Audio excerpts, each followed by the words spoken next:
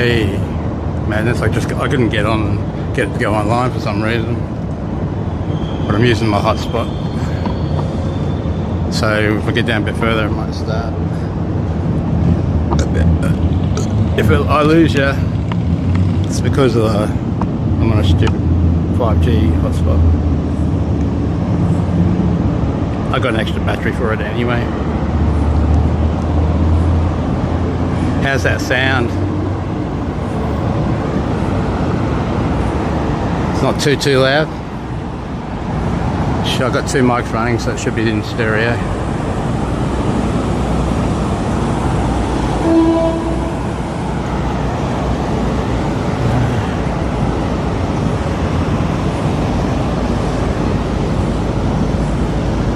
Trying to figure out which way I'm going to have you.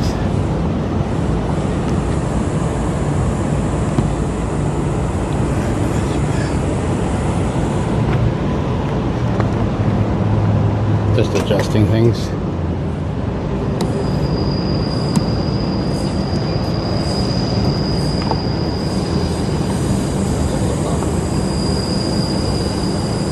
Wait till the next light. I'm still mucking around. Selfie stick.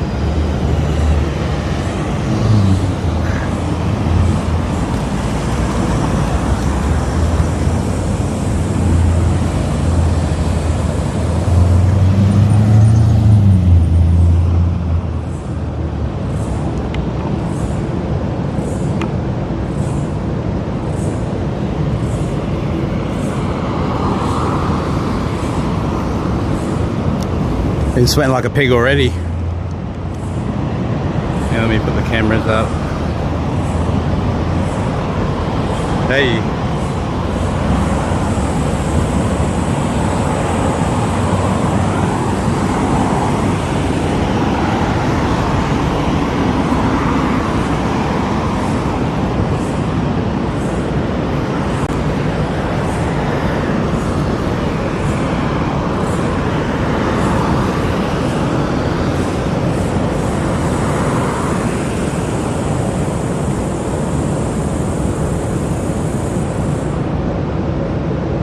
Hey, madness.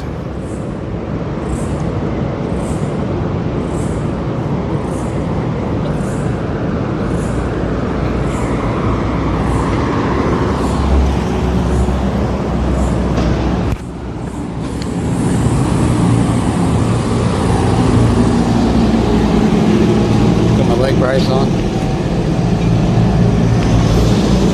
just in case. Selfie stick gets a bit wonky. Got it as tight as I can. Oh, because I got so many attachments on it. It's a little hard to read chat too.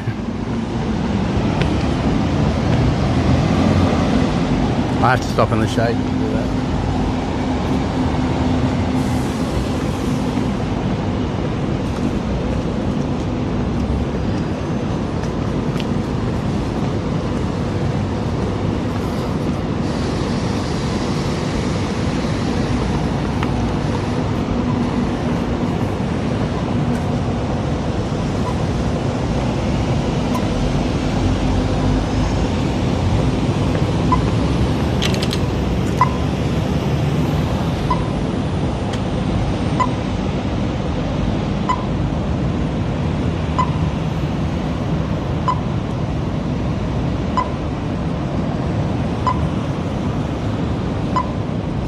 Yes, I've been looking at snow, madness.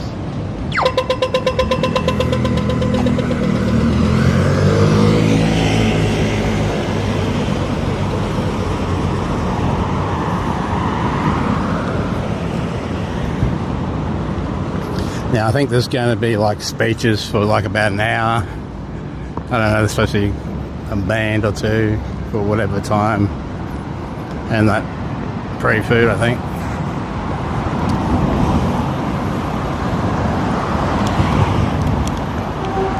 See how many I can eat.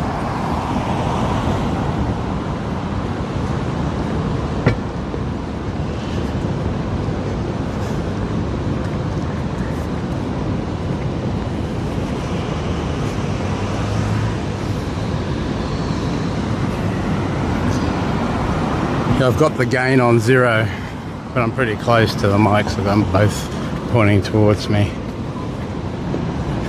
So I'm doing it as stereo, so you should hear me in right and left if you've got headphones on.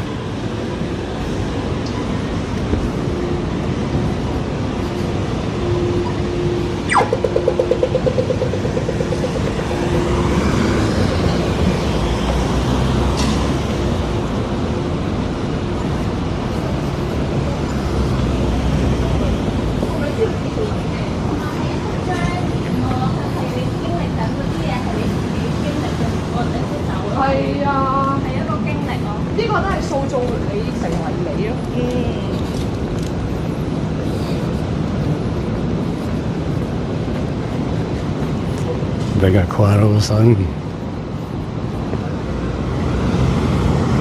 been out for a few months.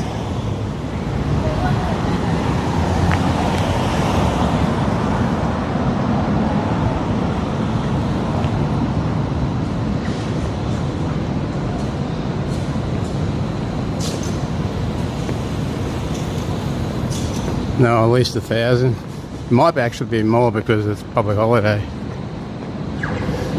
Everybody's got the day off compared to last time. So they're just going to do a loop back from the gardens, start at the gardens, finish at the gardens.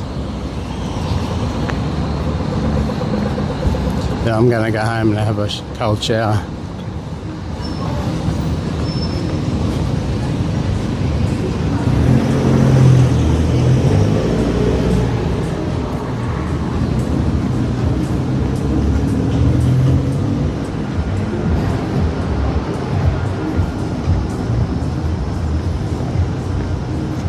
I'm not going to worry about music because I just know there's going to be music.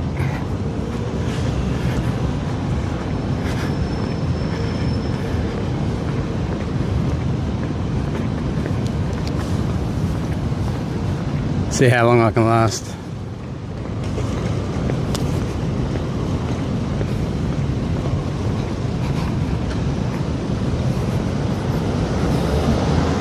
As long as I don't bend down too low to the ground.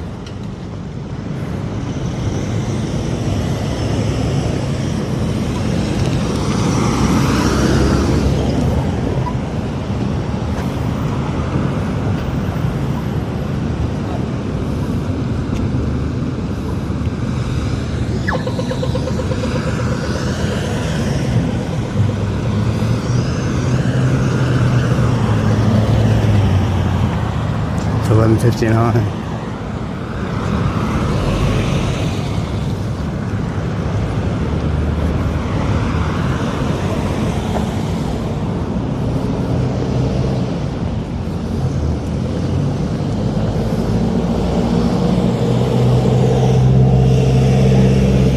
That volume's not too low, is it? Too low, too low, too low, too low. Do I have to pull my headphones out and listen to myself? I actually brought them for that reason.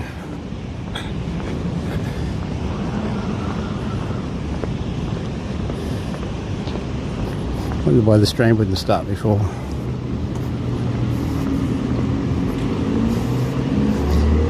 It should be 1080 60p too, just on YouTube, and it should be in shorts too, in both algorithms.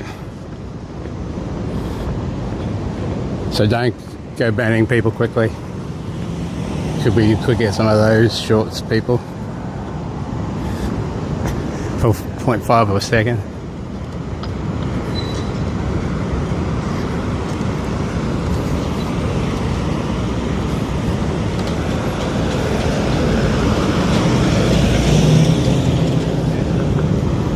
Pedestrians got right away. You're hit by one of those.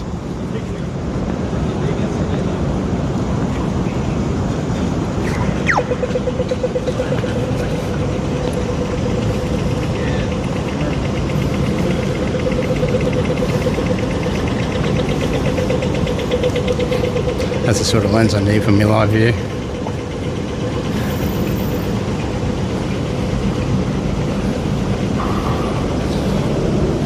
With the chicken and miss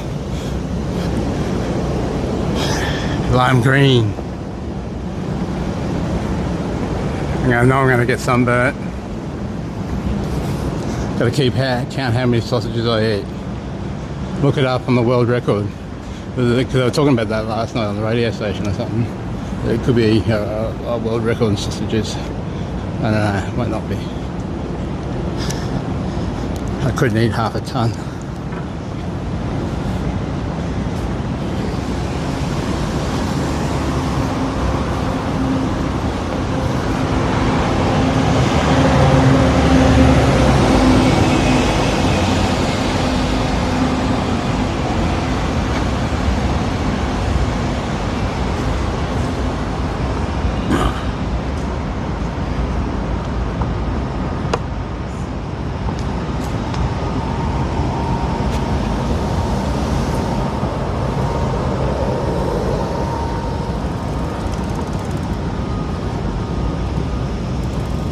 Trying to adjust the stick because I got different attachments on it this time, so I can grab it by two hands, right or left-handed.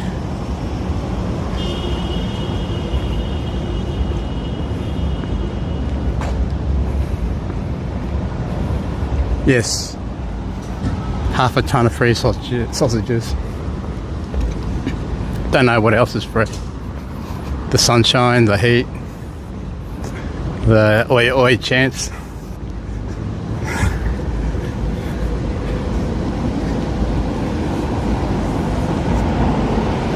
Think about taking my sunglasses off actually because with all the sweat that's going to be in the way. Big coat.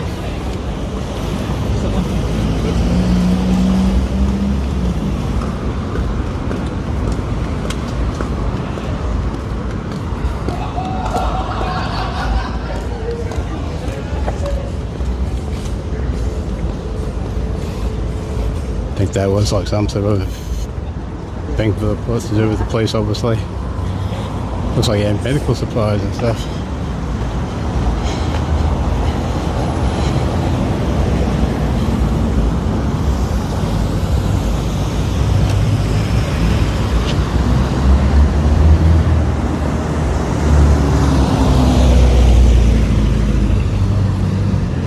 They're doing random checks.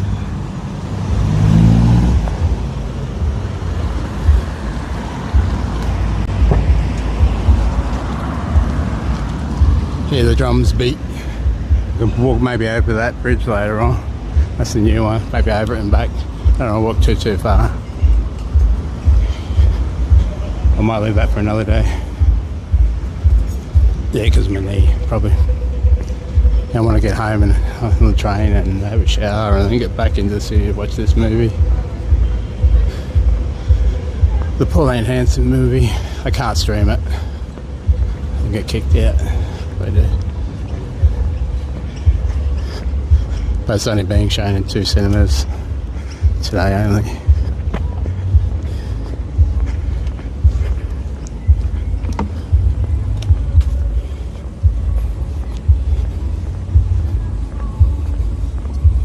Yeah, so here goes the first music strike. We had these ones last time, so it's fine.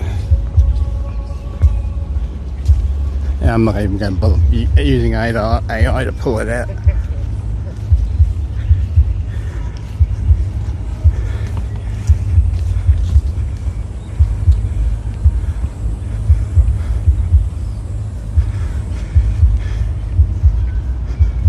See, I'm on a Samsung phone at 1080 60p. It should be. I looked in the prism settings too, and there's a 60 frames per second setting in there now. Used to be only iPhones. Maybe they've enabled it for these phones too.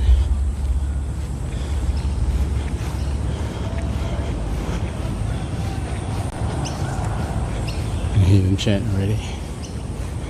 If I lose signal or anything, I'll just have to come back quickly.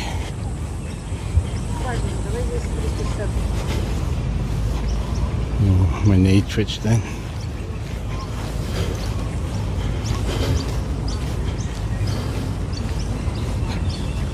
See how long I last here anyway. Gonna try and do it all, including the march.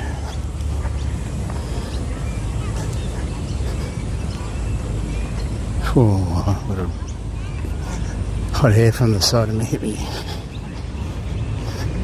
Yeah, it feels very tropical.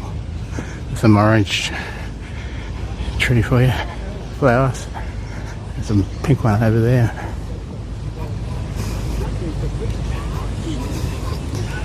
Probably gonna see a lot of blue.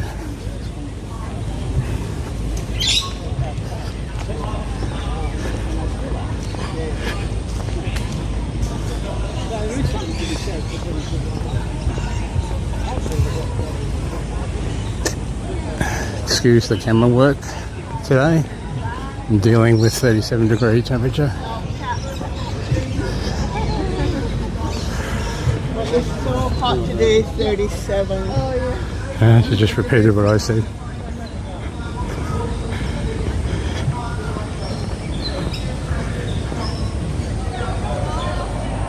If you need me to put the sound up again when we get up here,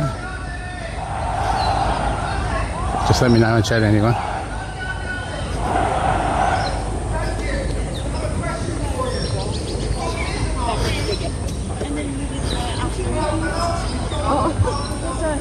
This is a Chinese party or something, NCCP or something.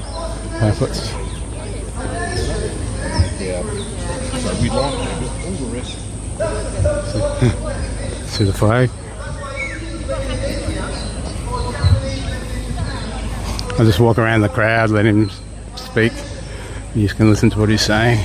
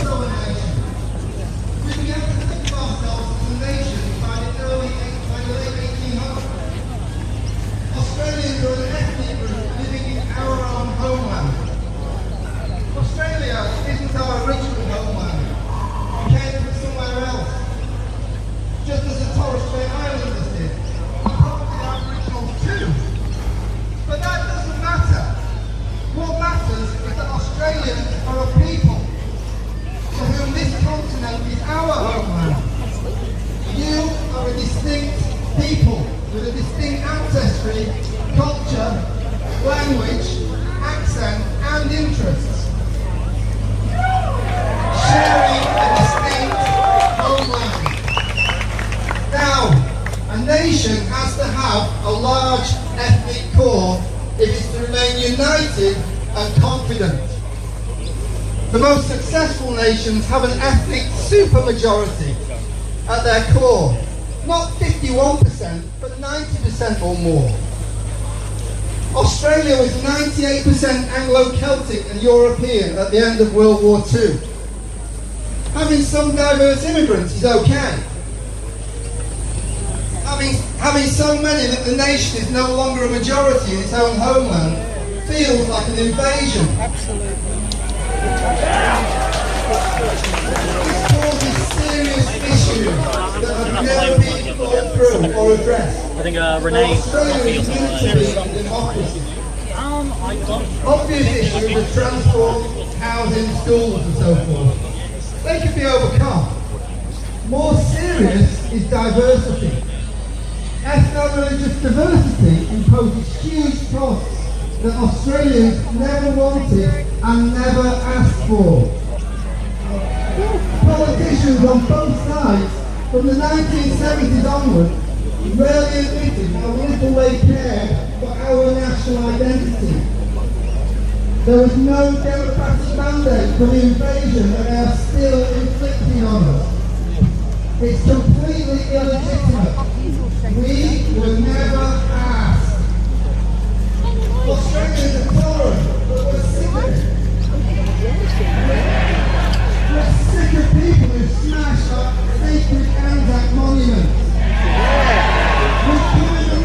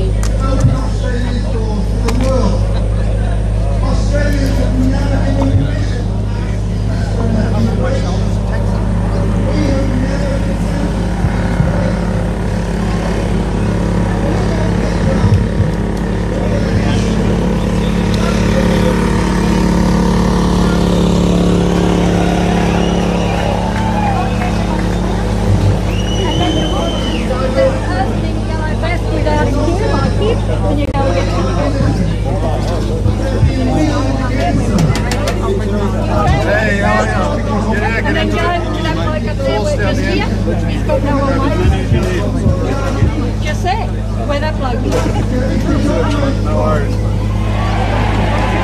Alright, mate, you want a snack? Yeah. Alright, onion? Yeah, thanks. Grab the shortest cube. Thank you. You want Just onions here? yeah, thanks. Just one. Legend. Hey, bro. You hot in those jeans? Could be worse. You're a cowboy, you'll be right. Yeah. There's sauce down here. Thank you.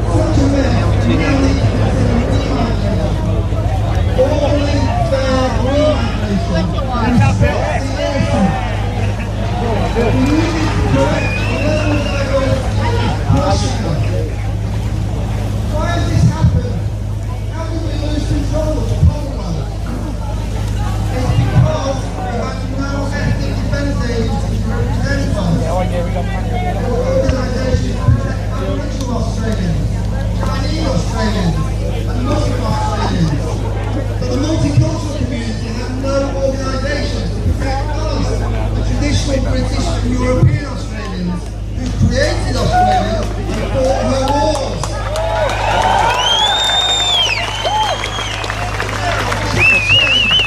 Australian community is here for you. Our strength is your strength. Our interests are your interests.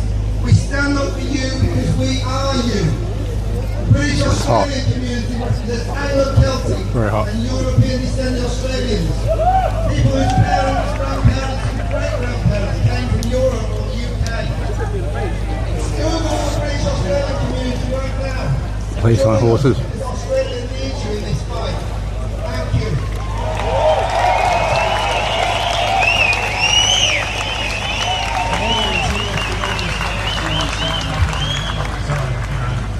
I recommend it for you guys because we need someone in our corner. Everyone's got someone in our corner, but we were left without the coach in our corner, you know what I mean?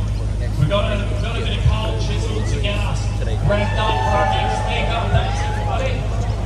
And get yourself a snack. Also water over in the One Nation tent. If anybody needs water, bring water to One Nation. Get water sauce and get crusty. I don't want to drag and bring my free water.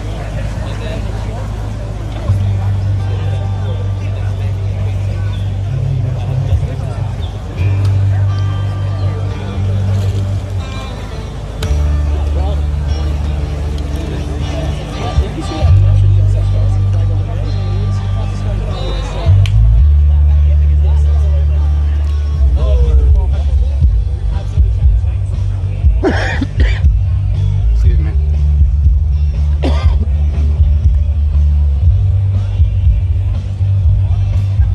It's white bread too, shouldn't be eating that, but got to live a little, I suppose. That's a big flag.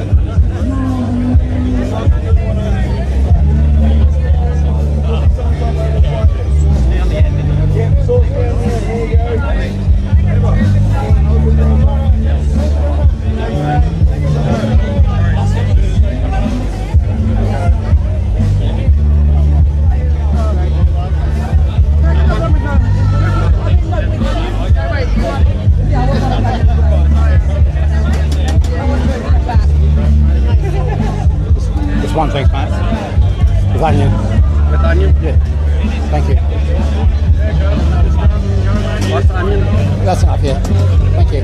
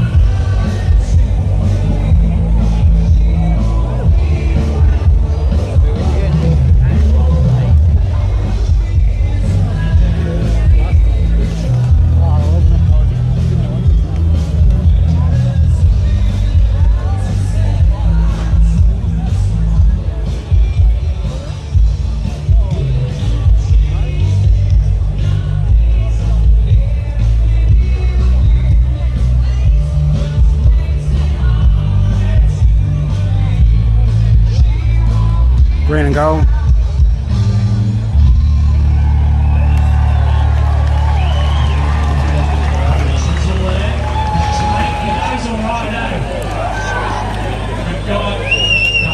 There must be a cover band. Mr. Babbitt. Now this guy, he's been fighting in the corner for Aussies, you know. He really has, and it's like, we don't really see that fighting for us, but this guy has been fighting for us. And I really appreciate it every time I let him. Usually he's got a suit, it's too hot in Queensland with the guy. Give the man a round of applause, here he is.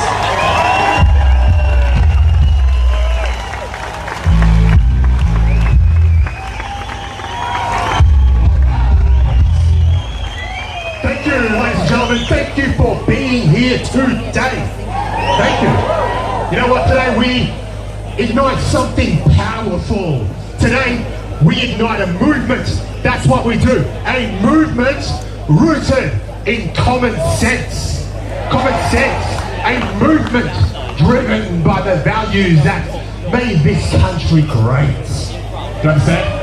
A movement powered by ordinary Australians. You know what? Australians who have simply had enough.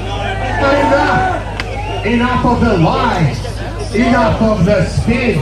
Enough of a political establishment who, in my opinion, keeps selling us out. Keeps selling us out. Obviously, my name is Senator Ralph Babette, and I'm proud to represent all of you in the Australian Senate. You know what? I was elected in 2022 during the COVID era. I'm not a career politician. I'm not. Prior to being elected, I was just a small business owner. I didn't run for titles. I didn't run for status. I didn't run to progress a political career. You know why I ran? I ran to serve you guys. That's why I ran.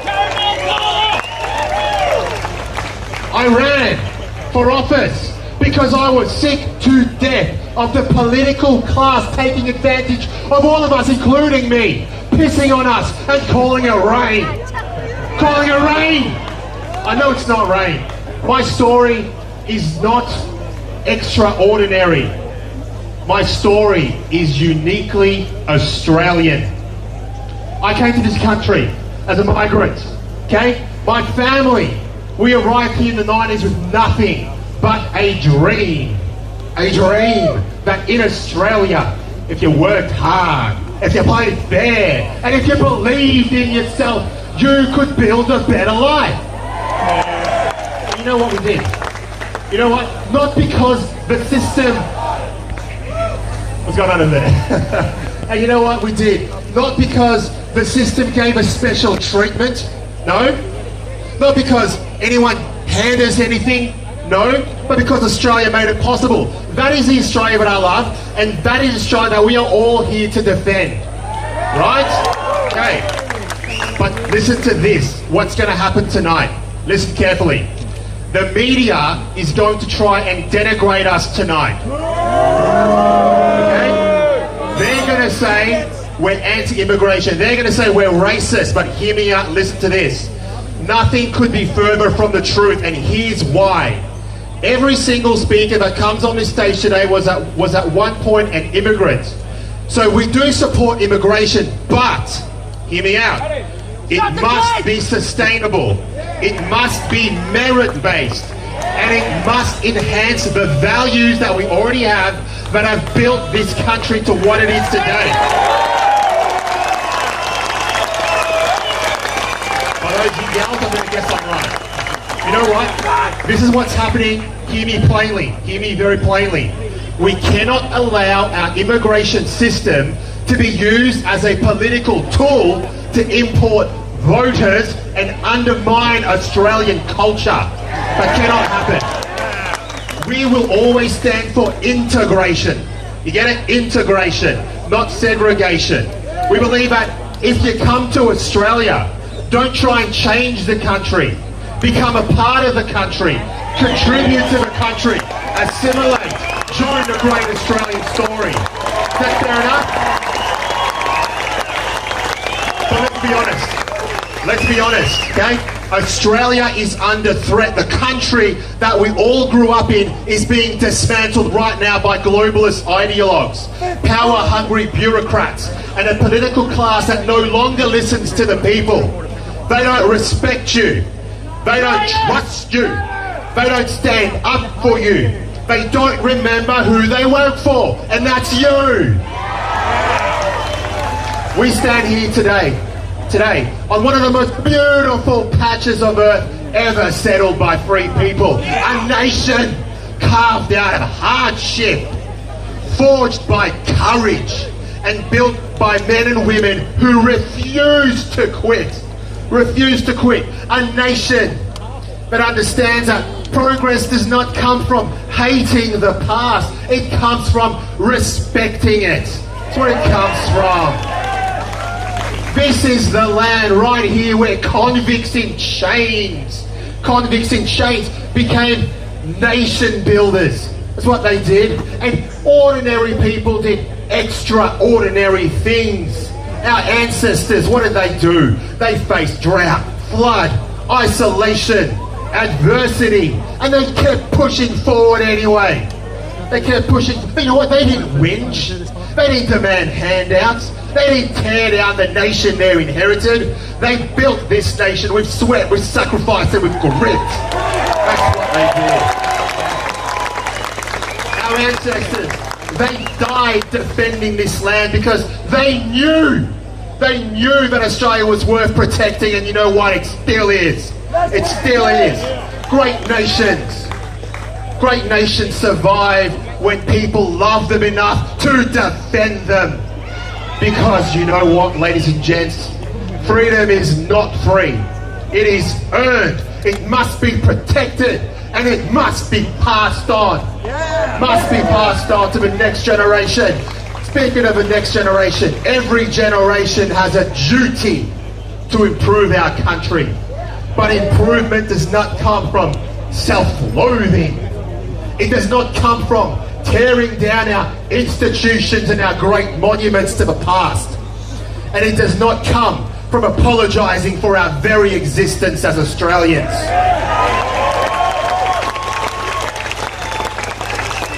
We improve Australia by loving Australia, by standing up for free speech, equality before the law, personal responsibility and national pride. By teaching our children that Australia is not a story of shame like the mainstream legacy media would have you believe. It is a story of courage, of mateship and of perseverance. Australia Day is not about division. It's about unity, it's about gratitude, it's about pride. So today stand tall, fly the flag, defend our country. Because Democracy dies in silence, and you will not be silenced.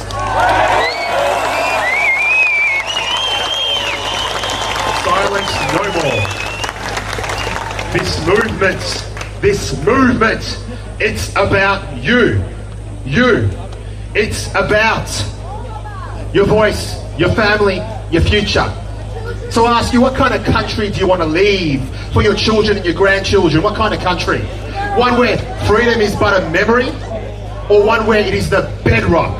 One where people live in fear of speaking the truth, or one where truth rings loud from every rooftop? One where government grows and freedom shrinks, or one where government is accountable, limited, and exists only to serve? Okay? I know the answer. I know the answer. And I know you do too. This is our moment, our responsibility, our call to action. Do you agree? You know what, ladies and gents, in closing, let's stand together, okay? Strong, proud, and unafraid. Together, we're going to bring common sense back to the halls of Parliament, and we're going to make Australia the land of opportunity once more, okay? Because if we stand shoulder to shoulder, we can not just save this country, save Australia, we can make us shine brighter than ever before. Because you know what? The challenges, okay, just quickly, the challenges that we face are many. Oh, you wouldn't know the half of it, but I know. But I also know this. You are doing something about it right now by being here today. You are doing something about it every time you use your voice, okay? Now, you are not alone. Look around you. Look how many people there are here. You're not alone. Together, we'll make a difference. Together, we will stand up. Together, we will create change. Together, we will make a better tomorrow. And yes, together, we're going to save Australia. Thank you, ladies and gents.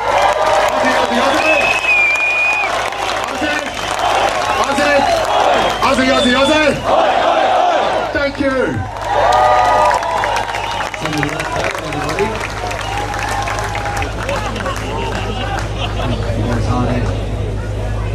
Ladies and gents, this next song is a favourite of the next speaker. We learned it specifically for them. And so you guys can make her feel welcome by singing along with us. Come on.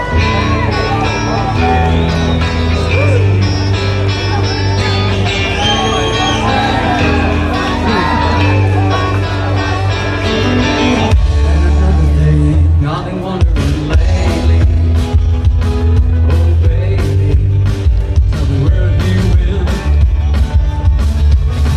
Now it seems that, where's my Juliet, baby?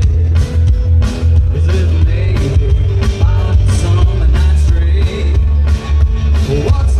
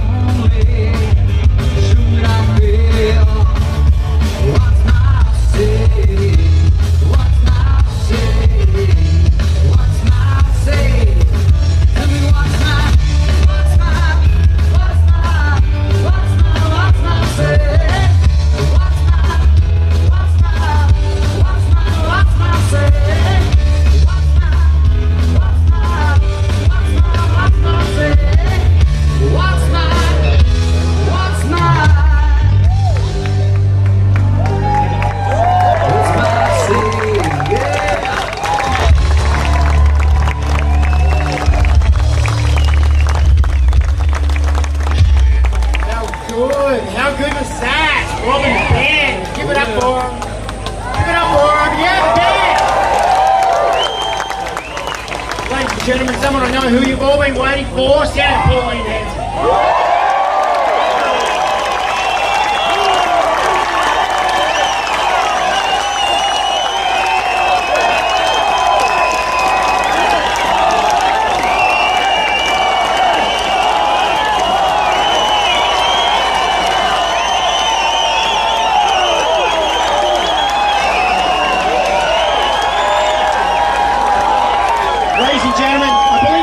Coming through from the back of the crowd. I can see it. I can see it coming through.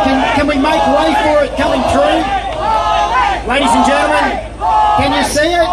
Can you see it coming through? I want to hear you say no foreign lobbying. No foreign lobbying. The end of foreign lobbying. Australia for Australians. Australia for Australians. No foreign lobbying. No foreign lobbying. There is foreign lobbying coming right now. Let's put this thing away. There it is. Let's say foreign lobbying, foreign money, foreign interests destroying our country, stealing your children's future. If we're going to have a future, we need to believe that we need to end this thing now. No foreign lobbying. No foreign lobbying. No foreign lobbying. No foreign lobbying. Call it out hard when you see it. We don't want it. It's disgusting. It's wrecked your country. And it's time that we take the country back. This is the end of foreign lobbying. Yes. Australia for Australia.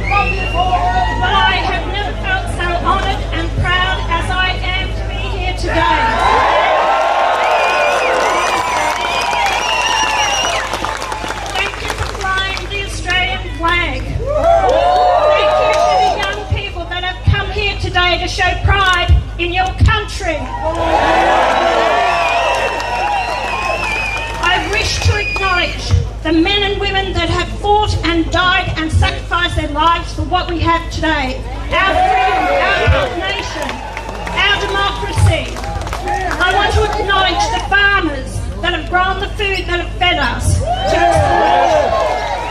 I want to acknowledge the entrepreneurs that have actually built this nation, who've done a lot for our country and opened up their businesses. The mining sector that provided the coal that has fed our industries and manufacturing and kept our lights on.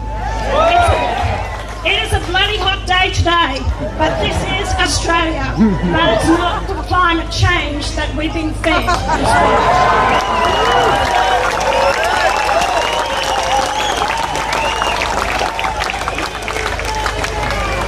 I have taken so much pride in my country and have spoken up with honesty, with wearing my heart on my sleeve, how I feel about my country.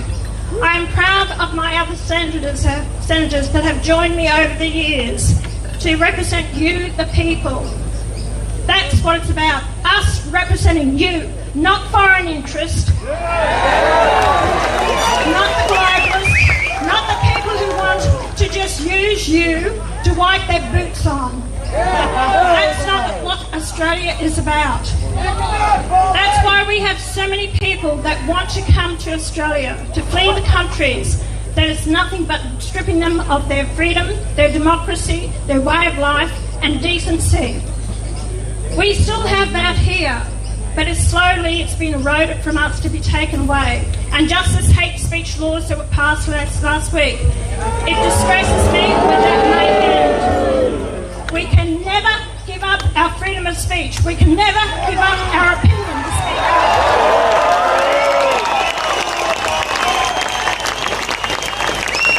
As Professor Anne Timmins said, who was a constitutional lawyer, she She said those laws can be used against a minor political party to have a go at them, to stop them in their policies. You know, a question about immigration, question about multiculturalism, question about where we're going as a nation. Our freedom of speech. I will not let them stop me. I will keep going.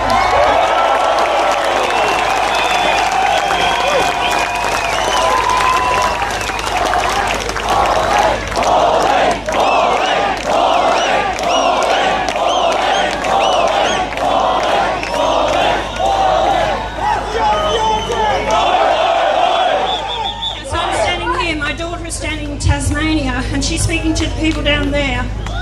A young woman, my daughter, who I'm so proud of, she said, "Mum, why do you keep doing this?"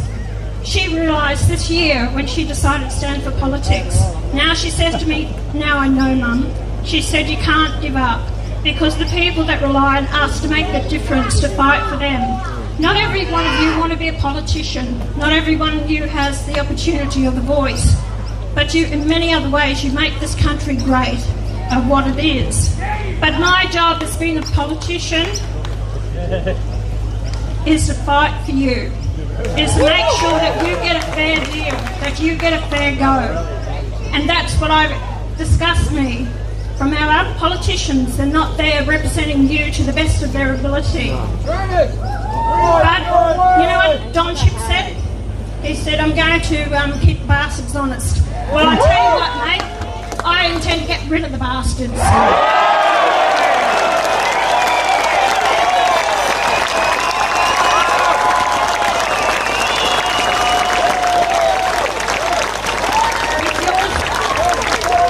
With your support, although it's only the polls, but they're showing an indication that you are now looking to vote for One Nation.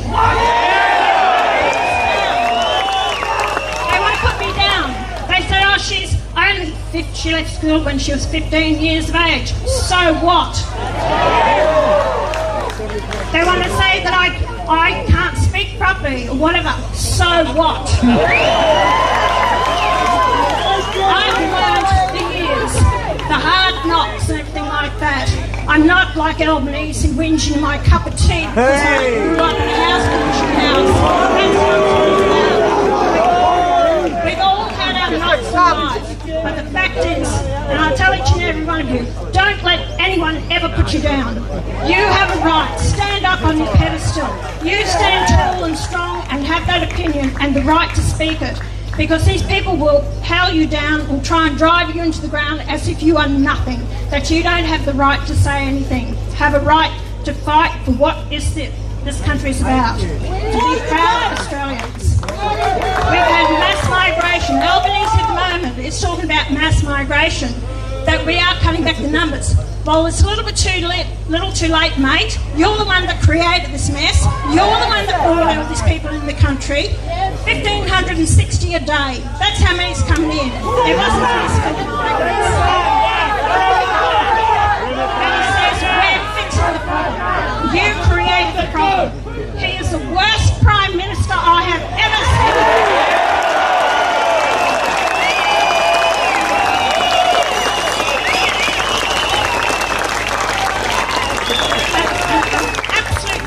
Righteous, egotistical man that I have never seen. You should try to say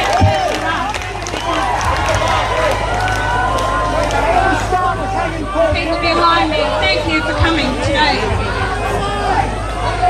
We are going to fight this. It's 2 years before the next election.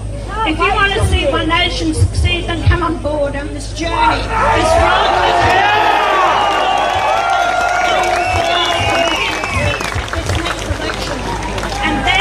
On, because I will take it up to them. I will question everything. I want accountability. I want to know where the money's going. I want to see where the corruption is. I want to fight for our country. Get rid of this climate change BS that's been fed to us. Open up industries, manufacturing, create jobs out there. Give hope for our future generations. They will have the ability to own their own home. That is important to our future generations. And I'm so pleased to see so many here today.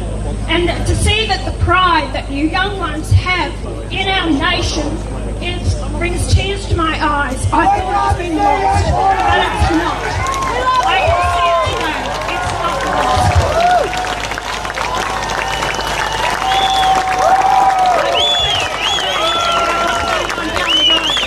To me, they're not worth talking about. They're un-Australian. That's not what this nation's about. All I've ever done is call for equality for all Australians, to pull us together. Whether you're born here or you've migrated from another country, you've chosen this land to be your homeland. Assimilate. Be proud of this nation as we that were born here. That's all we ask of you. And to each and every one of you out there, I want you now to turn to the person beside you, behind you, whatever, and I want you to say, "G'day, mate."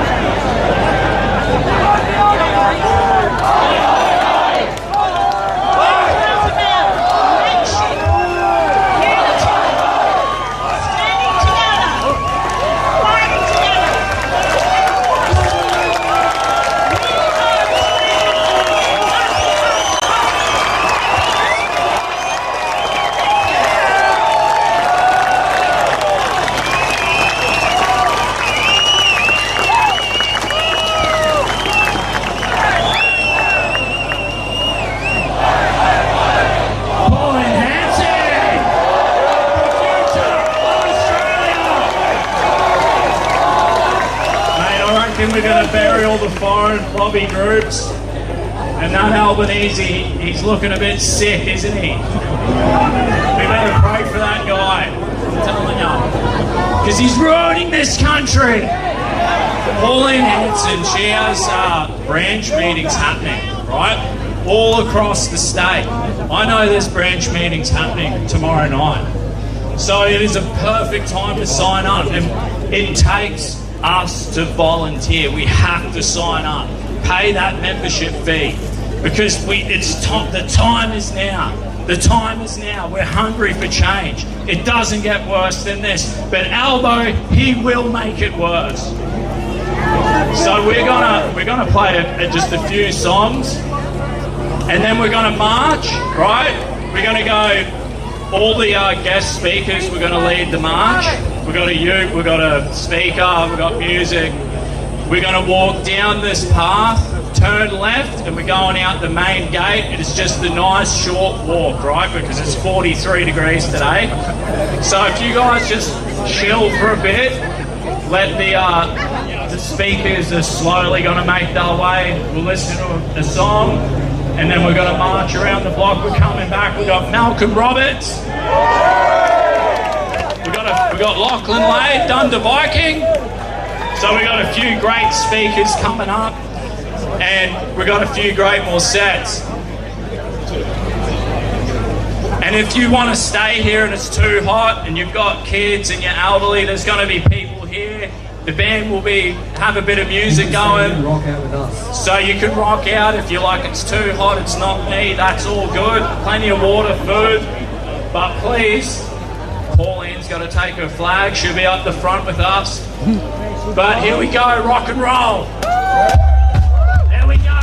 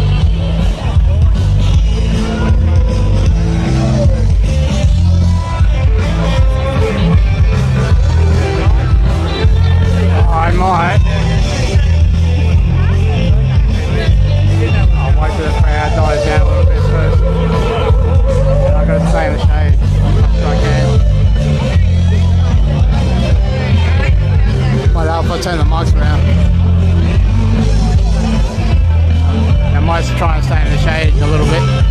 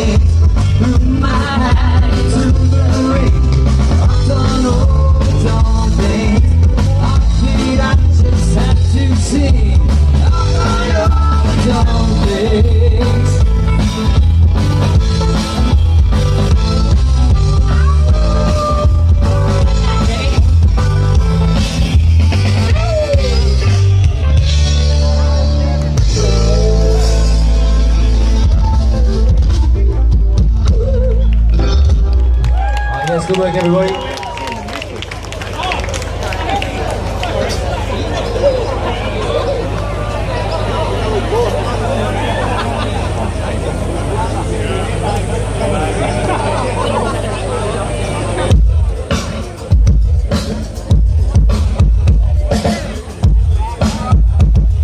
We've got all the Aussie classics today.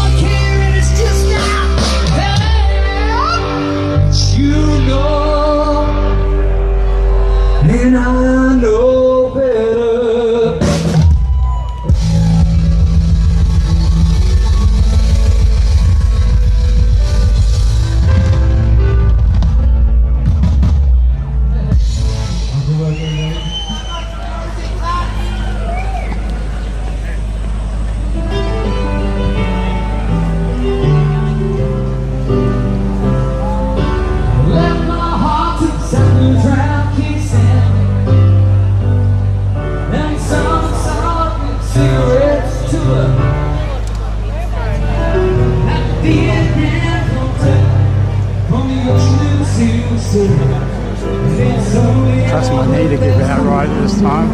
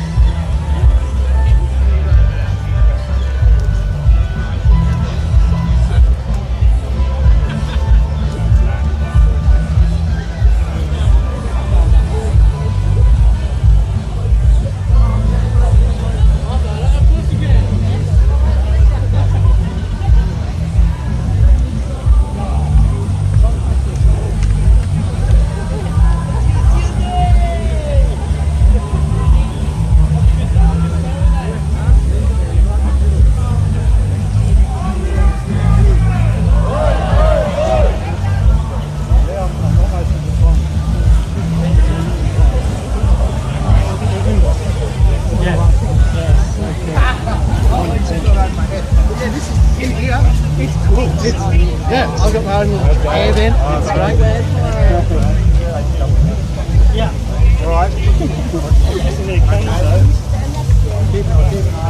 Yeah, the plan was actually to wear a Australian flag bikini and dick tops, but I couldn't find anywhere in any of the shops. No one's stocking Australian. Like, what's stock Amazon? Yeah. Well, you know what? If you're not going to stock it, I went around. I wanted to support, you know, in businesses. If they're not going to support, like, support Australia, then why would I support them? I'll shop online. At least they have Australia Day stuff. Yeah, man. Yeah. The only place was Lowe's. So, big call out to Lowe's and charity discount store. Everyone else, actually, I'm going to take a little sip of that. Come on, Dino, out of the way. That's fine. There we go.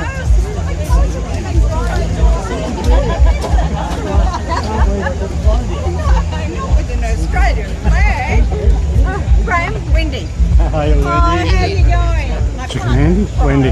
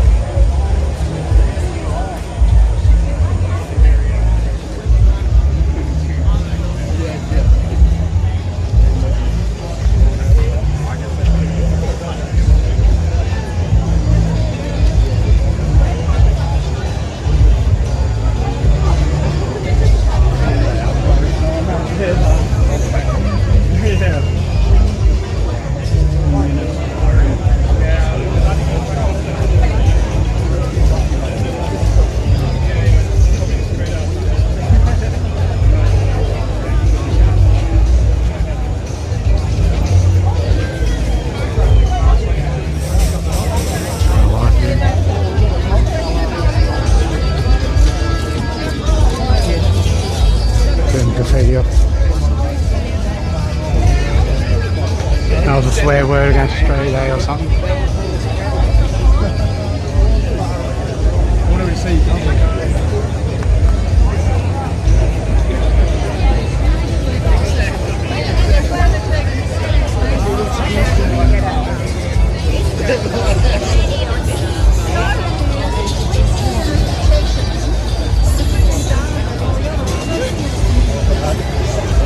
That guy's bloody playing suicide blind.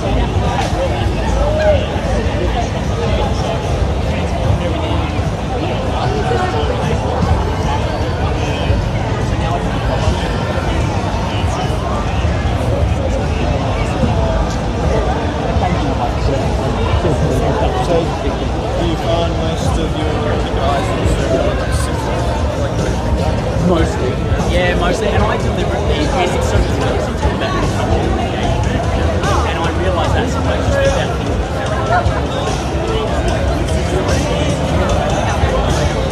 yeah, and if you were saying like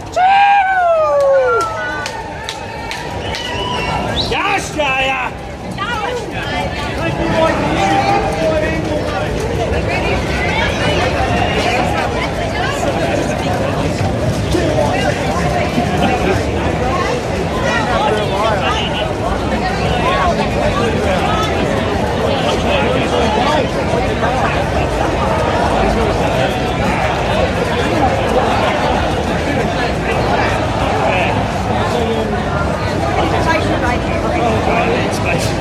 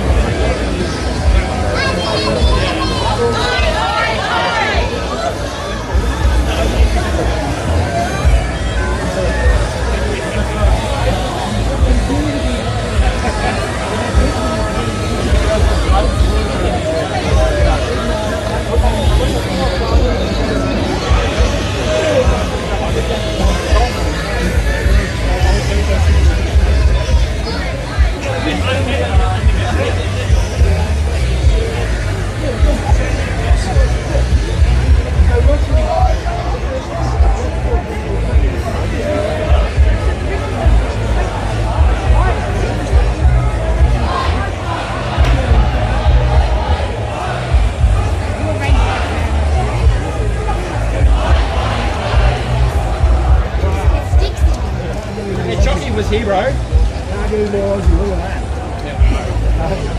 Yeah, Chucky was here. I seen him standing there with the Two Worlds Collide dude. Yeah.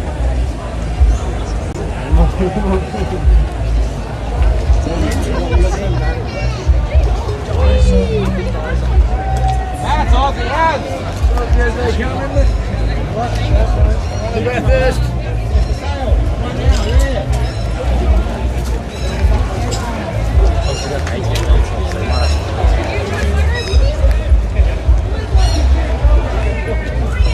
Support your locals, Pat. Support your locals.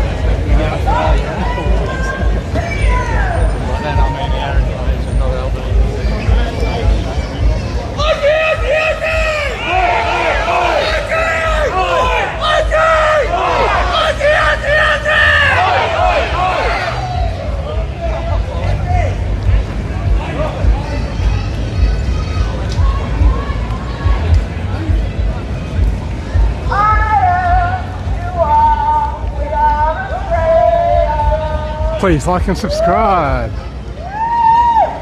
First Australian. Oi, oi, oi.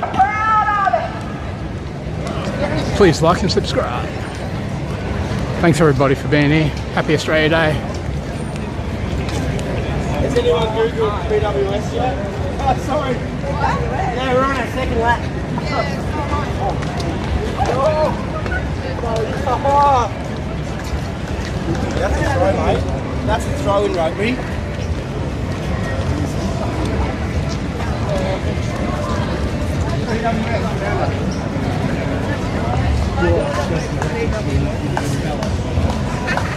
Where's Aiden? Aiden! Who cares? I found BWS. Sorry, buddy. All right.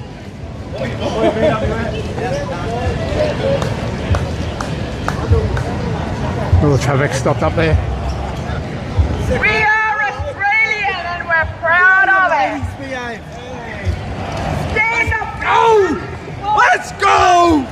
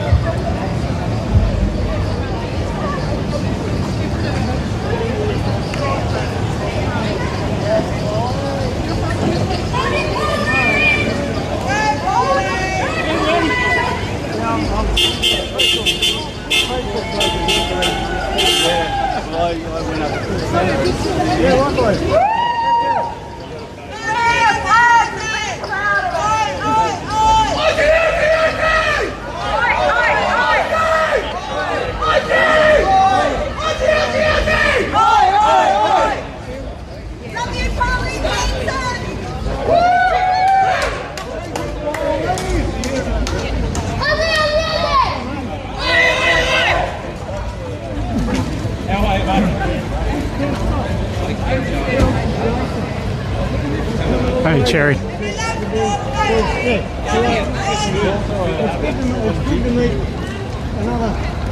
One nation. 222 more laps to go.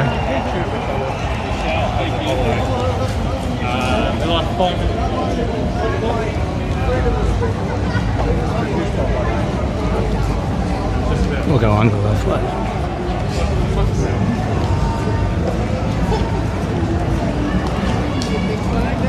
Yep.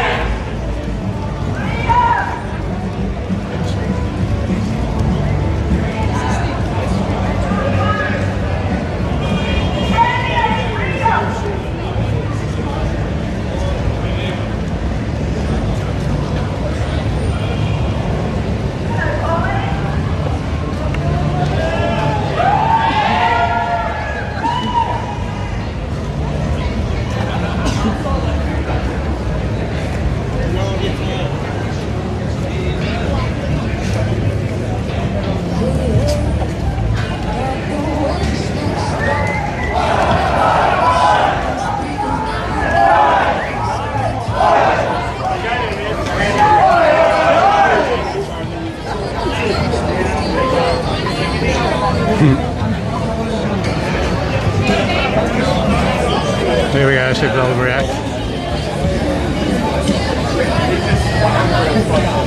Alright, happy Saturday. You too. Happy Saturday!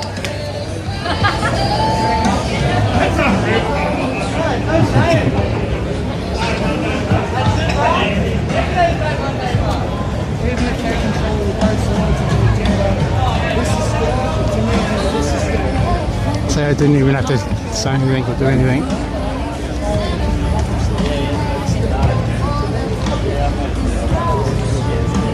Please like and subscribe if you're Australian. Even if you're not. I might have split off already. Please I know Malcolm like and got- subscribe. Almost stood in it. Police poo.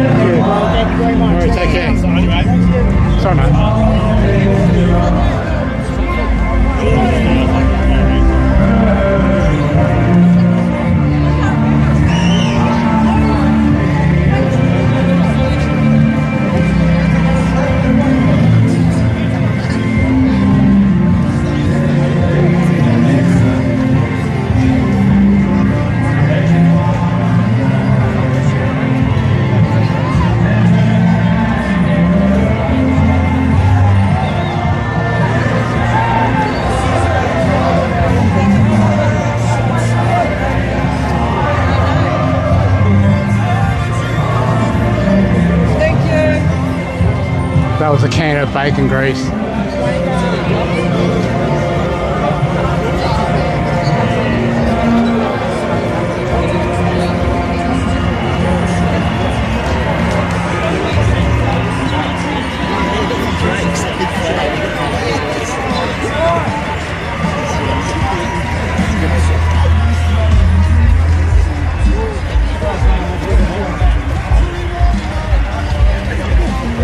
Excuse me, can I get a photo of your hat, please? Love the hat. Love your hat.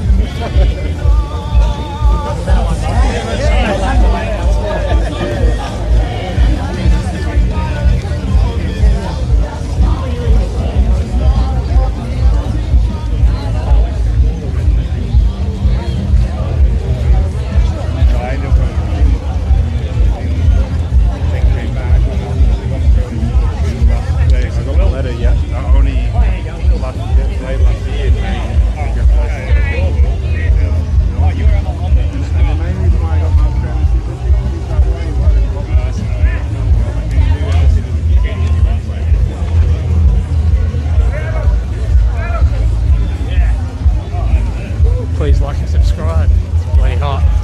Bloody hot. That's worth a few subscriptions in.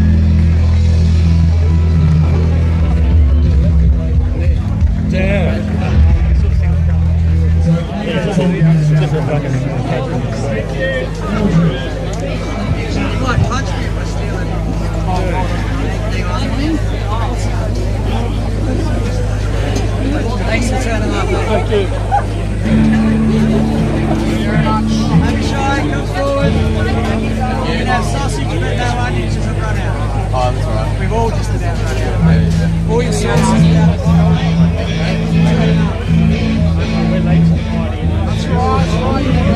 Just a sausage. Thanks.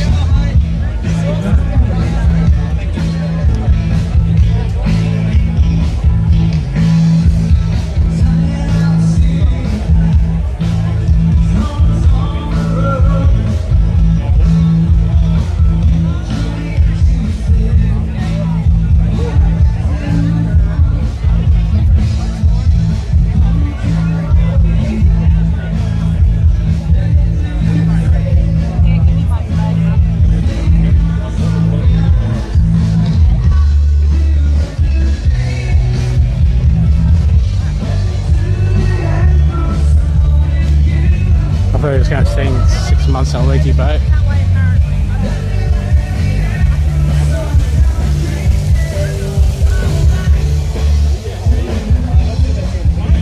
Keep eating paper.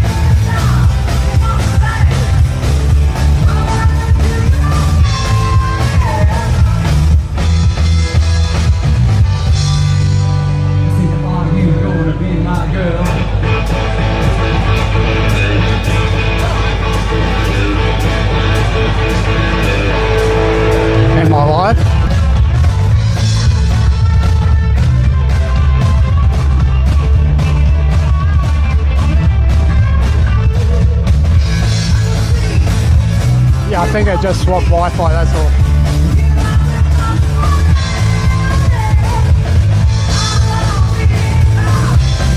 As long as it's going now, it should be right.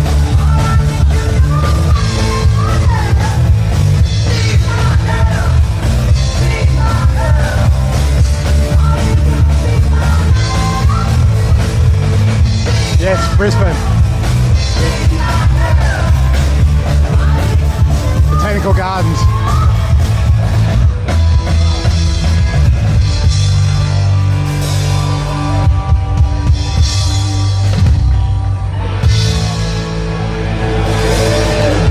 Please like and subscribe. I gotta go and see that Pauline Hanson movie tonight. A special show on after this. We're going to do a whole hour, an hour of power ACDC show for you guys. So stick around, don't leave, because the best stuff will leave for you. So we've got ACDC tribute show for now.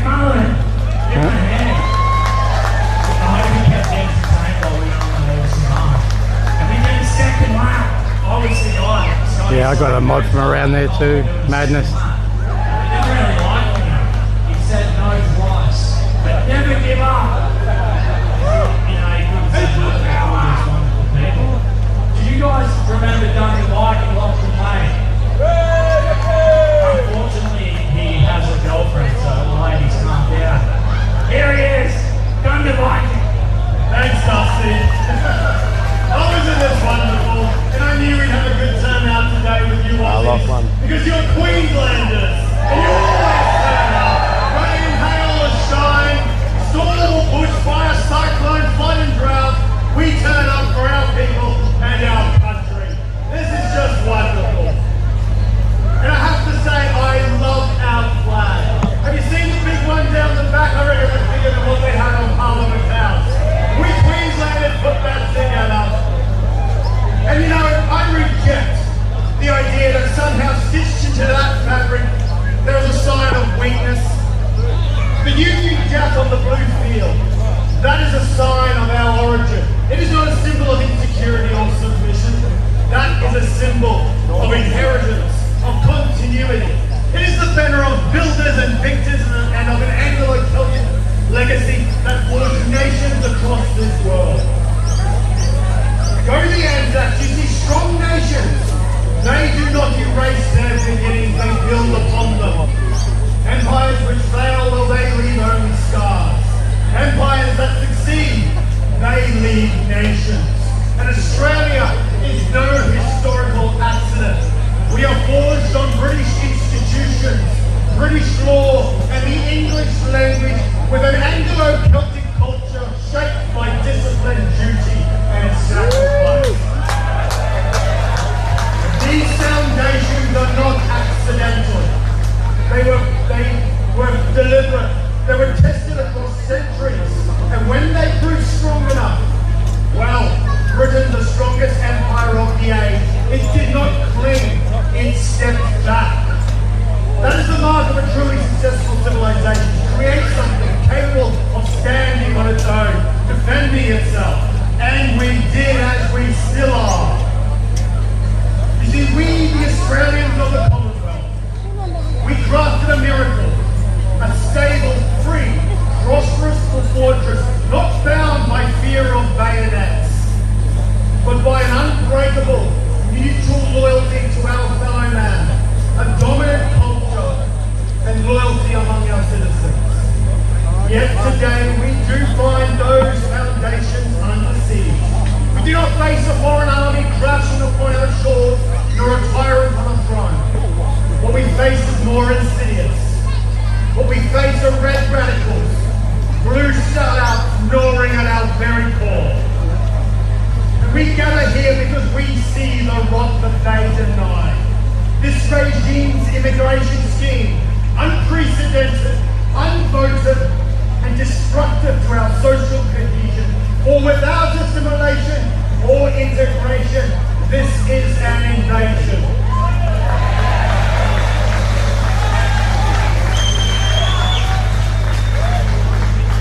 And now, our streets echo with languages not our own. Our youth will grow up as a minority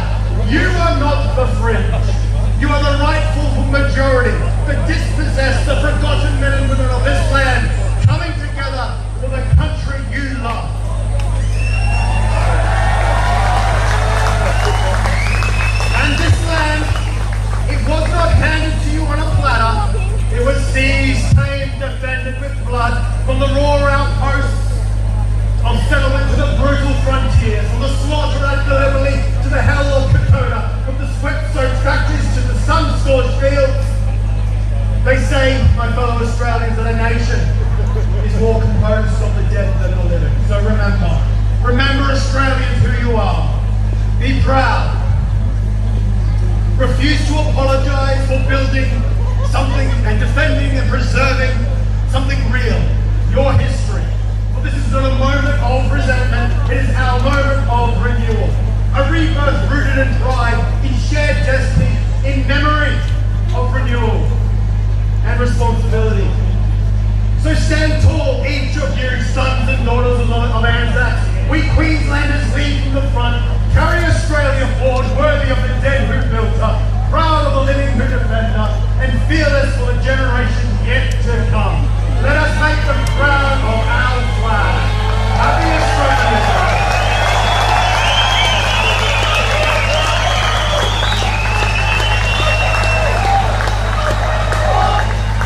And please, fill up on those snacks. They're for you from us. Just before you run away, Lockie. Ladies and gentlemen, Lachlan Lane, thank you for speaking, Lockie. If you're not aware, we started a lobby group. The Australian Lobby Group. Who here signed up? If you haven't signed up yet, you need to follow the lead of those good people. They have a look down here. You see QR codes on the banners around us. The Australian Lobby Group, we are looking to collect 1 million Australian members to our lobby group. Lachlan Lane here, our very first registered with the Attorney General's office, registered lobbyist for the Australian Lobby Group to go to Canberra. We did it, folks. We did it. We built a membership base, we built a website, we got you to jump on board with us, and it's only because you turned up that we were able to do it. We've raised enough money to send Lockie to Canberra this year. And we've got 15 policies that Lockie's going to prosecute for us. And what's the first one, Lockie? End mass immigration. And while we're at it, we're going to bring death to those foreign lobby groups as well. Why does he keep speaking my language? We're going to end foreign lobbying, we're going to shut the gates, and we're going to take our country back. Because you turned up, because you signed up, because you're in the fight, and we're not going to give up on our country, and don't give up on us, alright? I've got one more thing to ask of you. You don't have to give us any money. All you've got to do is sign up to the members list, alright? What we're going to do is invite you to become a client of the lobby group, okay? And there's going to be some content released about this. We did a great podcast about it the other day that'll be out shortly, unpacking how it works. But we're offering a proof of work membership in there. If you've got no money and you can't afford it, or you just don't want to give us $1 because you don't trust us, it's okay. Just share some social media posts. Create a bit of content for us. Gets you into the game, and you're part of our client base. How good's that? Because it's the people with no money that we need to represent. All right, Australia first. Lockie, good luck in Canberra. We're expecting big things in this year. The Australian Lobby Group with Australian marches is going to kick ass, and we're going to take our country back with you. Thank you.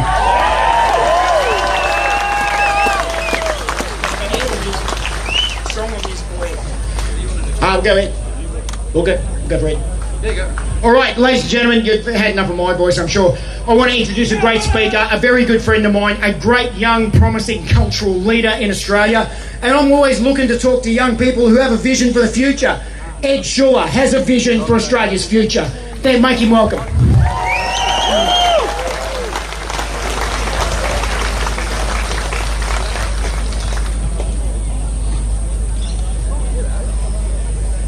We just turn that echo off.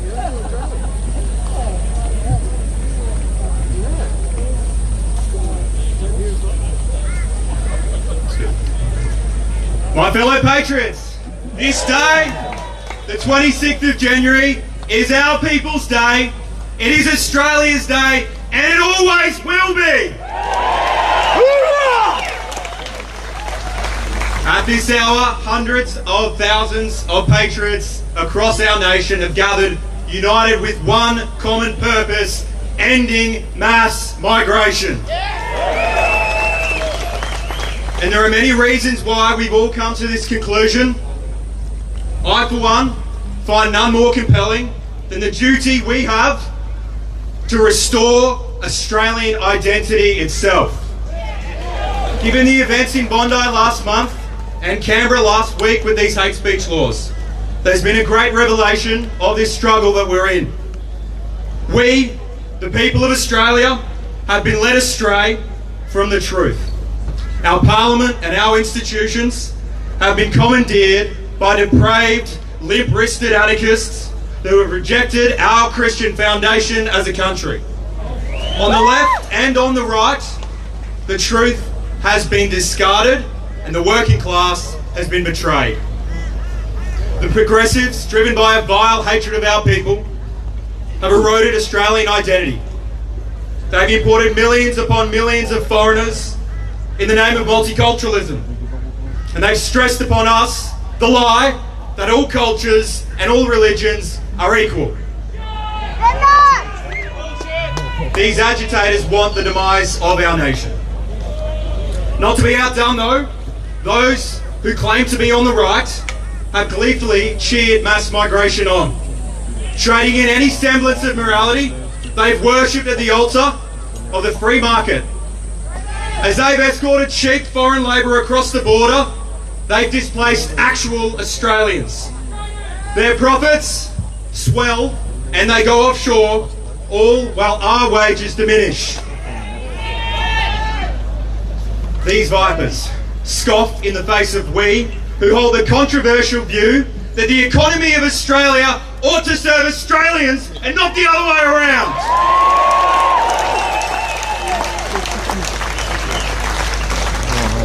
For decades now, we've been beaten into submission, into self-hatred. Look no further than our education system, which sadistically pushes blood guilt onto young Australians. Generations have been raised to feel shame, to say sorry for what is a proud national history. One that, yes, included conquest and bloodshed, as all countries have. Nevertheless, ours is a great nation, built by settlers, built by pioneers, and built by stewards. And we all know what foundation we were built on. And no, it wasn't multiculturalism. At our federation in 1901, Australia was 96% Christian. In the 1990s, it was well over 70%. But today, less than half of us here right now have put our faith in Christ. Yes, He is. Jesus is Lord. Undoubtedly, at our peak, we were a proud Christian nation with a distinct Anglo-Celtic heritage, united by a common faith and a common culture. True social cohesion. Yet we're told that modern Australia is the most successful multicultural society in the world. It is. I see no evidence for that. Instead, we've been reduced to a violent countercultural nation, culminating in the attack at Bondi 1 month ago. You know full well that the erosion of our country has not happened overnight, but I challenge you to face the reason why it's happened at all. And maybe this is something you haven't considered before. Our collapse has come as we've collectively rejected the cornerstone of our nation, Jesus Christ. We all worship something, this is the truth, whether it be money, ourselves, or our great country. But the decline of our nation, which can be turned on its head at once, has surely taught us one thing very clearly. We strive in vain if our faith is not in Christ. So to you who love your country, accept the gift of redemption you've been freely given. For righteousness exalts a nation, but sin condemns any people. And it is through Christ alone that we can be made righteous. By Him, by God, we'll have our home again.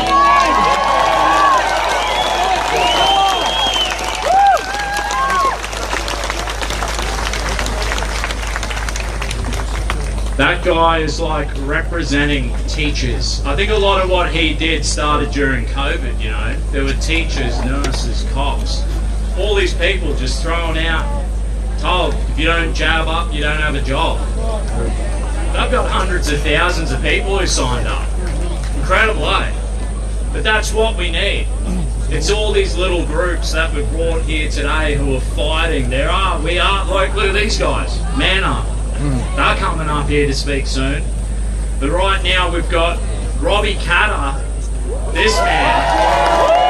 What an He represents, you know, the country Queensland. Thanks, Bobby.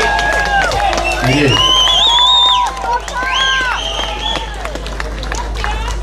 Going a bit of effort here writing notes because I think it's pretty important here today. Very important to me. I've been thinking a lot about why we're here, why we keep attending these rallies. I think the story starts for me when political weakness. We've had a pervasive weakness in our politicians, let's say the last 20 or 30 years. That's seen all sorts of weird manifestations of things that are crumbling away the values of our country. And it's... Speak up. That gives me a chance to start again. We're here today because there's been a cultural demise in Australia. We've had political weakness in our leadership. For some time, some 20 or 30 years, we've seen extreme weakness in our political leadership. The two-party system has taken away the value of the individual and certainly from the representation of individual MPs in Parliament. And we've inherited what we've got now, which has seen cultural demise of many of the values that we become accustomed to. And we've got to ask the question today: how do we right that? How do we fix it? So many great Australian values and attributes.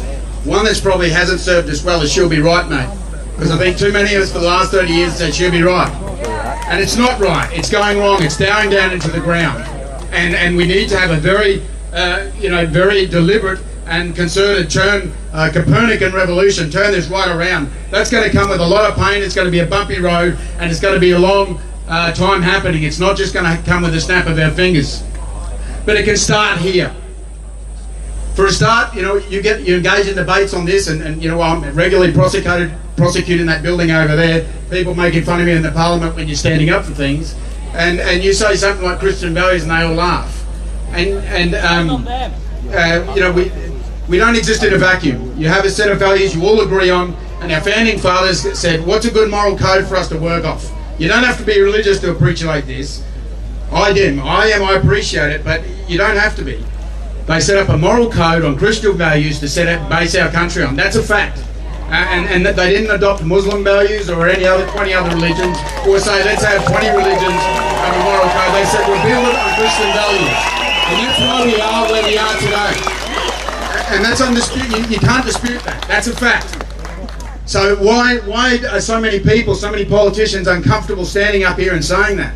When in an interview they cringe. I've seen one football commentators on TV walking at the football players saying a prayer. They can't even get it out of their mouth. Oh, they're saying a prayer. They're so scared of it. And where is that coming from? And I think intuitively we know where it's coming from, but we find it hard to see the enemy, and how do we defeat that enemy? It's been a cultural creep from the progressives, call them what you like, progressive left, the wokies. The wokies is probably the good description, but it's a weakness. It's a weakness of people that don't want to say, they're not proud of who they are. They won't put a stake in the ground and say, this is what we are, this is what we're built on, I stand for these values. And we need to agree on those. We can't have 20 sets of values at once. We've got Australian values, and one of those lying deeply at the heart of that is Christian values. That's a good starting point. And it has been, it's served us well. So when you come out here with Australian flags and they're going to do everything to tear this apart. The one interview I did yesterday on TV, and they said, oh, but you're associating with right-wing extremists, neo-Nazis. I said, well, there you go. Every time you want to call us names, to petition us off, and we're all not perfect, and every side, but we can't be afraid to stand up for what we believe in and be called out. They try and cut us down by calling us names and petitioning us off, but that's not going to happen. That's where we've got to be strong in our leadership. And when I say leadership, that's every one of you there. You've got a job to do when you go back to your communities and families. You don't have to ram things down people's throat, but you stay strong. You stay strong and say, no, I do attend that rally. I do stand for Australian values. I know you are by the fact you're here. And it's led us to this place. It's been talked about already, so I don't want to go over common ground, but I just didn't think I'd live in a country where we wouldn't have manufacturing, we wouldn't be making cars, we wouldn't be looking after family farms and trying to keep small family-owned businesses together, that we'd have we'd have Muslims burning our flag down in the Sydney Opera House, and then people that disagree go the ones that they go after. I'm watching this stuff on TV and the media and can't believe what I'm seeing. We've got teachers identifying as cats in school. We've got kitty litter boxes in bloody schools for our kids. This is madness. And people laugh at us for calling that out. I'll go into that parliament in Queensland, they'll be laughing, screaming at me for calling this stuff out. That's how far we've come, and that's how far detached we are here, these people here, to our political system. And I want to come back to that.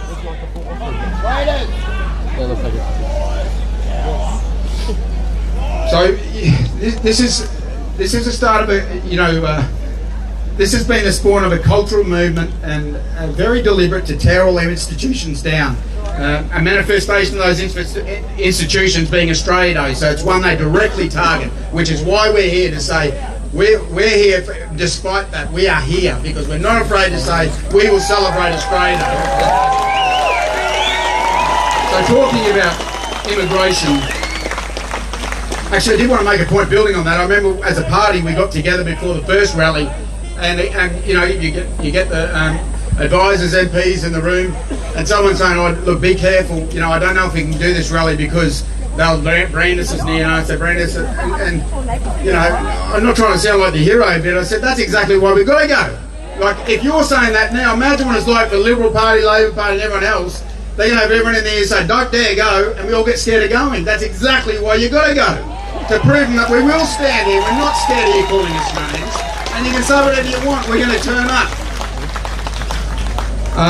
You know, a good thing that defines immigration, I think, in Australia, and how I feel about it. I was in a roadhouse in remote Queensland where I represent. I live in far north western Queensland, and I was at a roadhouse one night, and an Indian bloke was serving me at the counter. I knew him; he'd been out there for a few years, managing a few of those roadhouses. And I said, "Is he around?" They said, "Yeah." And he said, "Mate, Robbie, wait! I've got to talk to you, mate. I've got to talk to you." I thought, here we go. He's going to have a go at me about the immigration because I was just at the rally the week before. He said, wait, and he's black as the ace of spades, this fella. I'm really sorry, mate. Someone's fainted and we need the paramedics over here. Oh dear. Yeah. I'm not surprised. I thought that was worth interrupting you for. Sorry. So we got the paramedics. Apparently someone's fainted over there. Follow this guy here, paramedics. Yeah, if we can sort it out over there, that'd be great. Real good. Okay. So, yeah, this bloke, he's black as the ace of spades, and he's come to me, said, "Robbie, I just want to talk to you about this immigration stuff." He said, "Good on you for you and your dad, what you're doing." He said, "I come over here and I bloody work, you know, and seeing these bastards down there, they don't work, they get in these enclaves." He said, "I'm out here working, you know." That's what it's like. He's an Australian. He's coming out here to work, to contribute. He loves the country. That's an Australian, and you know, everyone made a big joke when Dad was bailing up that journalist over here that day, because they kept saying, "Oh, you're Lebanese, you've got some of your family heritage from Lebanon." He said, "I'm not Lebanese, I'm Australian." And he's drummed that in me since I was a kid. He always said, you're not this, you're not English, you're Australian, mate. We're Australian. And that's why he got so angry, because he hates the concept of saying you're defined by what you are in your past. You are Australian. If you come here, you love it, you want to defend this country, you want to nationalise a lot of our interests and say that we can manufacture things, that we can have small business, we can do these things ourselves, we can support ourselves. He said that makes you Australian. They're the values we want, and you're welcome here. If you want to do that, it's immigration, no immigration without assimilation. You want to come here, you better love the country as much as we do. And no doubt it's got to be stopped at the moment. No question. And you know, a little thing, cheeky thing I'll add in too. When in hospital cleaners up in Mornington Isle, an Aboriginal community up there in the Gulf at the moment, you want to come over here, go and do a toilet cleaning job up at Mornington Island. Don't hang in these enclaves in Sydney. There's plenty of places you can be used out in the remote areas if you want to come over, if you're so desperate to come over here. But they never do. They let them just do what they want, take up the housing that Australians would otherwise have. And I think that's the great arbiter. When we're letting people in, it's will you defend this country? Will you defend this country like I would? Because if you're not, I mean, some of these buggers, I reckon would be fighting for the other side if we went to war. That should be a pretty good arbiter of whether they should be allowed in the country or not. So I want to talk to you a little bit about the political dimension of all this, because it's great that we're here. We have this movement building in Australia, and movements are very distinct to political parties and politics. It's a horrible bloody institution, but it's the best thing we've got at the moment that governs our laws is the Parliament. and you need numbers in Parliament. And I've had family in politics now for 100 years. I just counted before in Australia. My grandfather, my dad, and myself now 14 years. I don't know if that's anything to brag about. But someone spends so much time in it, I don't respect it so much. But it's what we've got to work in and fight in that place. And we need people, we need bums on seats to translate what we're saying here, these values. We need to translate that into legislation to turn this stuff around. And that's the problem lies therein. We've got 3 seats here in Queensland. We've isolated 3 or 5 seats. We've just mainly kept to just North Queensland most of our 14, 15 years of life. Dad's been in Parliament 50 years. Our party's been around 14, 15 years. One Nation's doing fantastic at the moment in the polls, and hats off to Pauline. And you know, I've got utmost respect for Gerald Brennick and Senator Babbitt. There's so many people here playing around in the same area at the moment, and what keeps coming to me is, what are you doing?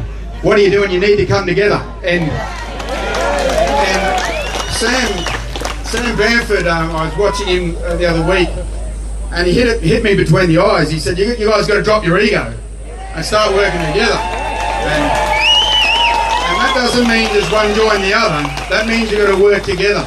And I think that's what you people want to see. And I've got to eat that as well. Like, you know, we like running around and show you've got your principles and values you've had there for 90 years in the family. You want to keep that going. But I think what you people deserve is to translate this movement in Australia, is to not let it just end up in one election or one term or one entity. I think we need to come together. I think we've all got something to contribute. And that's the commitment I give to you people here today. I think it's what Australia needs. It's been wanting for. And Sam, I think you had it right. I think a lot of us have to bury our egos and come together. You know, there's 2 seats that we've lost in Queensland from this bickering that we've had as minor parties, and the big major parties just end up winning. We've got to beat that, and that's what I commit to you here today. God bless. We're going to have a song, and then we do have a fair few speeches, but we're going to keep them quicker, shorter, because we know we respect your time. So a quick song, and then we'll bring it on. Need the mic, bro.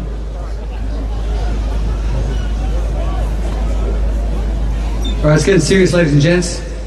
You guys know this one. Are you power? You there? We just started.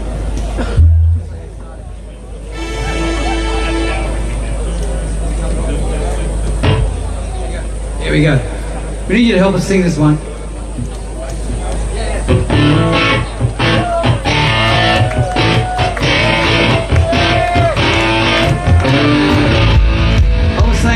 Kind of hungry. This might be sausage roll. Mate, can you go get me one? There is one down at the shop, but it is a long way.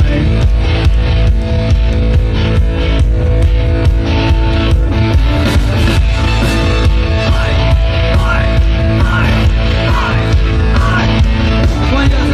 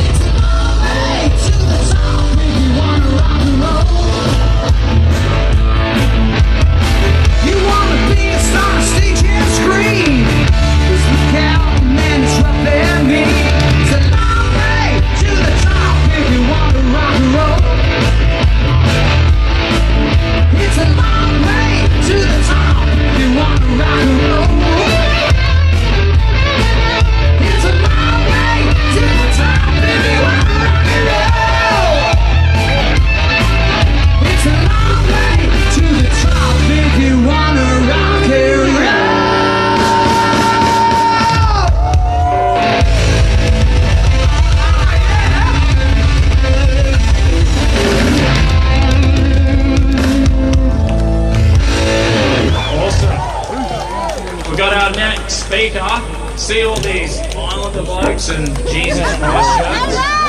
Now this is Pastor Sam. So he invited me and my mates, the Australian Sons, and they were stopping. They said, we're stopping the Palestinians marching across the Story Bridge because they were burning Australian flags. Now these blokes, I've never seen so many Aussie flags, eh? So thanks guys, we really appreciate you. Sam. Yeah! They run Destiny Church and Man Up Men's Group. Thanks, brother. Let's give Dusty a round of applause, isn't he a great MC? My name is Samuel Tamaki. It's my privilege and honour to be here. Obviously, I'm born and raised in New Zealand. My family are citizens and residents of this beautiful country, Australia. And what I want to say today is, anyone who comes into this country must assimilate to the ways, to the culture, and the ideologies of this beautiful country. On the 31st of this month, which is this coming Saturday, in New Zealand there's the largest march that's ever taken place to stand up against invading religions that have come in to the country. Right now we need spokesmen, men and women, who will stand up and speak the truth, not politicians who have made it a career, not men and women who are being politically correct, but those who will speak the truth. In this country, we should never see the atrocities that took place before Christmas. You know what I'm talking about. Bondi.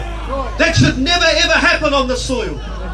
So today I want to say to you that invading religions are probably the biggest threat that we're going to see in these countries. And already it is dangerous to even turn up and wave the Aussie flag. What the hell is it if you turn up to a place and you can't even feel comfortable to wave the Australian flag?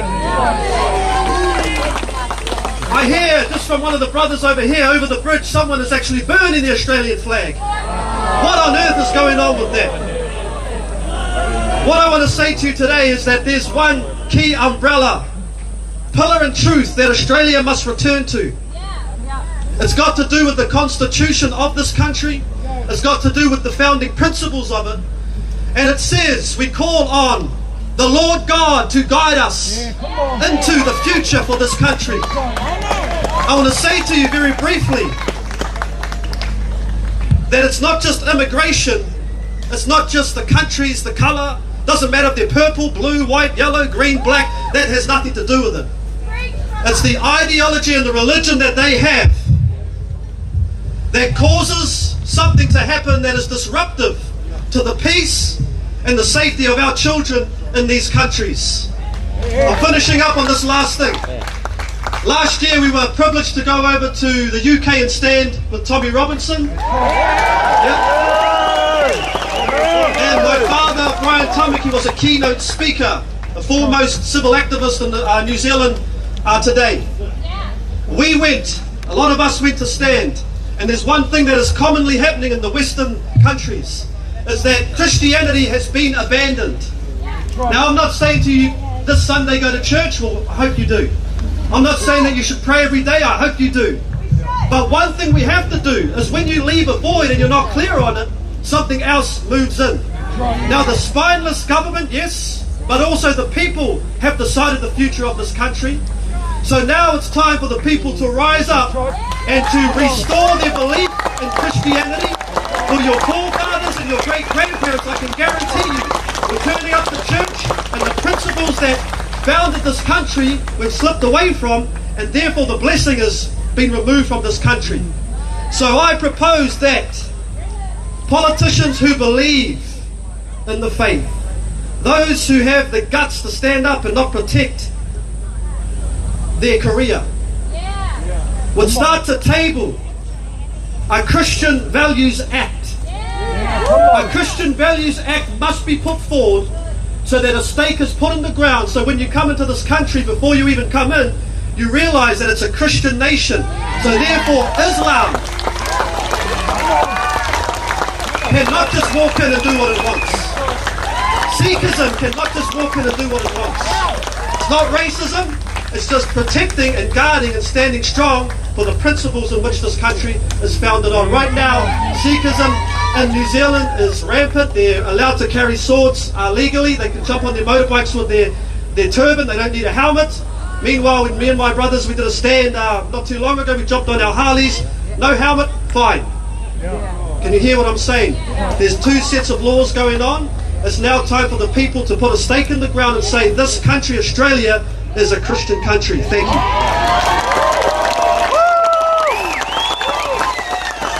Thanks, Pastor Sam.